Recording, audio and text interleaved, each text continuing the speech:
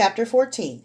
The first weeks in Hell's Asshole had been the darkest. Before Logan had become a monster, he'd made his bargains with the devil and with his own body. He'd eaten the meat that came to him that awful day, and when Finn had killed Scab, Logan had eaten flesh again. Logan had to kill Long Tom for that meat, and that killing had made him a monster. Being a monster made him safe. But he wasn't content to be safe. He wasn't content to merely survive. Logan lived with a feral, primal side of himself, but he wouldn't let that be all he was. He shared his meat. He'd given some to Lily, not for sex, as the other Holers did, but for decency. She'd given him the advice that kept him human. He also shared with the other monsters, Tats and Yimbo and Nasher. He kept the choicest parts for himself, at least the choicest parts he could bear to eat. Arms and legs were one thing, but eating a man's heart, his brains, his eyes, cracking his bones, and sucking the marrow, that Logan wouldn't do. It was a thin line, and one he knew he would cross if things got much worse. But for now, he'd sunk deep enough, so he shared for squeamishness, and he shared for nobility. It was his first step to reclaiming his humanity. Finn would kill him the first chance he had.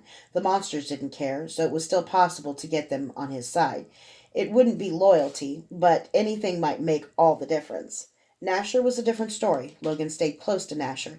He figured that the simpleton was the least likely to betray him, although he'd learned early on why Nasher had been given his name. Every night, Nasher ground his teeth. It was so loud that Logan was surprised the man had molars left.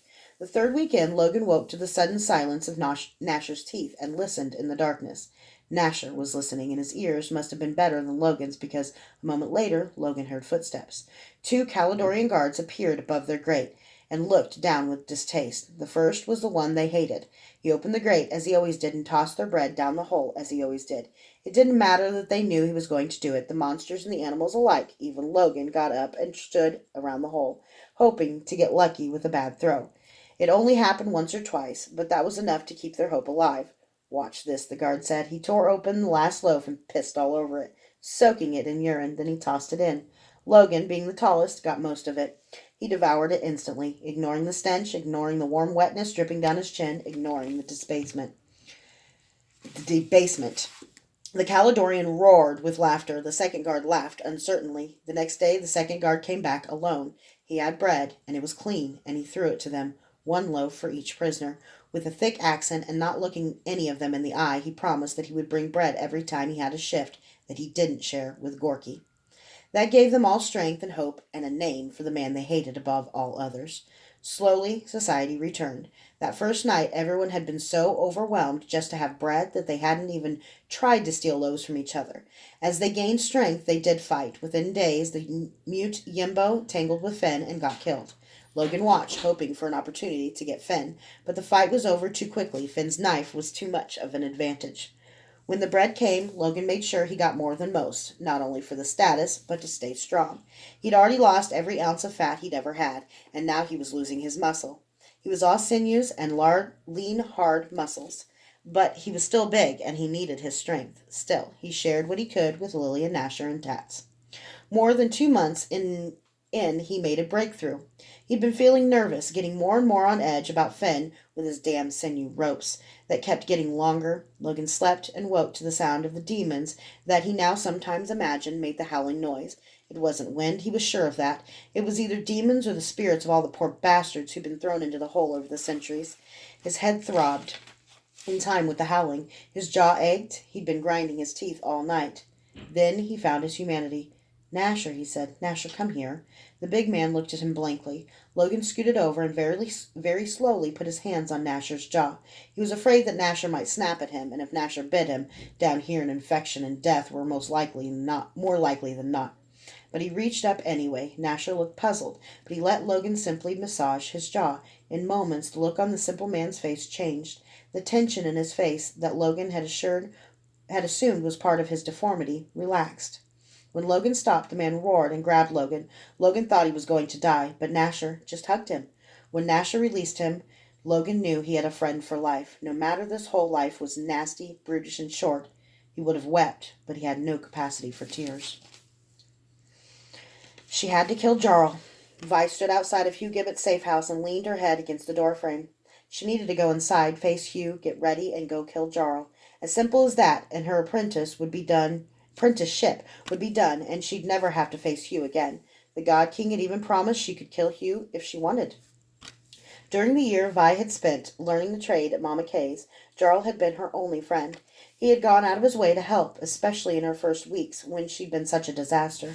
Because of his handsome, exotic, Ladashian features, quick tongue, intelligence, and warmth, everyone had liked Jarl, and not just the men and women who lined up for his services. Lined up only figuratively, of course. Mama Kay would never tolerate anything so crass as a Q in the Blue Boar. But Vi had always felt a kind of special bond between them. Vi stopped thinking. She had a job to do. She checked the door again for traps. There were none. Hugh got careless when he had company. She opened the door slowly, standing to one side and holding her hands in the gap. Sometimes when Hugh was blasted on mushrooms, he attacked first and didn't ask questions. When no attack came, Vi walked in. Hugh sat bare-chested in the corner of the cluttered front room in a rocking chair, but the chair was still and his eyes were closed. He wasn't asleep, though. Vi was intimately attuned to her master's every nuance. She knew how he breathed when he really slept. He held crochet hooks in one in his hand and a tiny, nearly complete wool cap. A baby's bonnet this time, the sick fuck. Pretending to believe he was asleep, Vi glanced in the bedroom. 2 women were lying in the bed. Vi ignored them and started gathering her gear. Finding Jarl would be no problem. She had only to put out the word that she wanted to see him, and he'd welcome her. His guards would make sure she had no weapons, but after a time alone with him, they'd relax, and Jarl would dismiss the guards, and she would kill him with her bare hands. The problem was how not to kill Jarl. She wasn't going to do it. Fuck the God King. But the only way the God King would excuse her disobedience in this was if she could do something else that pleased him even more. Vi unlocked a wide cabinet and slid a drawer out. It held her collection of wigs, the best money could buy. Vi had become an expert at taking care of them, styling them, putting them on, and affixing them firmly enough for the rigors of her trade at a moment's notice. There was something comforting about the tug on her scalp of a firm ponytail, sometimes drawn so tight under her wig that it gave her a headache. At Mama Kay's, Vi had been introduced to a talented courtesan who told Vi she could teach her to change the color or style of her own hair with the talent, but Vi wasn't interested. She might share her body, but Hugh might take her body, but her hair was her own. It was precious to her. She didn't even like men to touch the wigs, but she could tolerate it. When she whored, she wore a wig for the slight margins of disguise it gave her. Flaming redheads weren't that common outside Syria. When she was working as a wet boy, she wore her hair in that same tight ponytail. It was sensible, controlled, and efficient, just like her. The only time her hair hung loose was in the few minutes before bedtime, and then only when she was alone and safe. After selecting a fine, straight, chin-length black wig and a long, wavy brunette, Vi grabbed the cream she needed to dye her eyebrows and makeup to darken her complexion, then packed her weapons. She was tying her saddlebags closed when a hand grabbed her breast and squeezed viciously. Vi gasped, flinching in pain and surprise, and hating herself a moment afterward. Hugh chuckled low in her ear, pressing his body against her back. "Hello, gorgeous. Where have you been?" he asked, trailing his hands down her hips. "Working, remember?" she said, turning with difficulty. When he let her turn, she knew he was still blasted. He wrapped himself around her, and the revulsion and hatred warred for one moment with a familiar passivity before losing. She let him push her head to one side so he could nuzzle her neck. He kissed her gently, then stopped. "You're not wearing that perfume I like," he said, still mellow, but with a note of surprise in his voice that she could be so stupid. Vi knew him well enough to know he was a hair's breadth from violence. "I've been working for the God King." Vi didn't let the smallest iota of fear sneak into her voice. Showing fear to Hugh was like throwing bloody meat to a pack of wild dogs. "Oh," Hugh said, abruptly mellow once more. His eyes were widely dilated. "I've been having a little party. Celebrating." He waved down toward the bedroom. "I got a countess and a... Damn, can't remember what the other one's, a wildcat. You want to join us?" "What are you celebrating?" Vi asked. "Durzo," Hugh said. He released Vi abruptly and danced in a little circle, grabbing another mushroom off a table and popping it into his mouth. Trying to grab one more, but missing.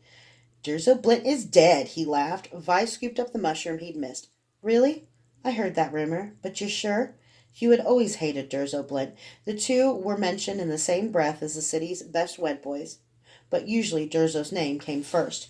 Hugh had killed men for saying that, but he'd never gone after Durzo. If he thought he could kill Durzo, she knew he would have. Mama Kay was friends with him, and she didn't believe he was dead. So she took some men to where he was buried, and sure enough, dead, dead, dead. Hugh laughed again. He grabbed the mushroom from Vi, then stopped dancing. Unlike his apprentice, the job you fucked up. He took a flask of poppy spirits and drank. Was going to kill him, just to piss off Blint's ghost. 100 crowns I wasted in bribes, and turns out he left the city. Whoa, he walked on his feet. That one was potent. Help me sit down. Vi's chest tightened. That was her answer. Kyler Stern was the Night Angel. He killed the God King's son. Killing Kyler was the only thing that might please the God King enough for him to forgive her for not killing Jarl. She grabbed Hugh's arm and guided him to his chair, making sure he avoided the razor-lined baby bonnet. Where is he, master? Where did he go? You know, you don't come around enough after all I've done for you, you bitch. His face turned ugly, and he pulled her roughly onto his lap. The minutes before Hugh passed out were dangerous. He might fumble weakly as a drunk, and then use the crushing strength of his talent to compensate and hurt or kill her accidentally. So she fell into his arms, quintessent, making herself numb. He was distracted by her body. He tried to caress her, but fumbled his hand across the folds of her tunic instead. Where is Blint's apprentice, master? Vi asked. Where did he go?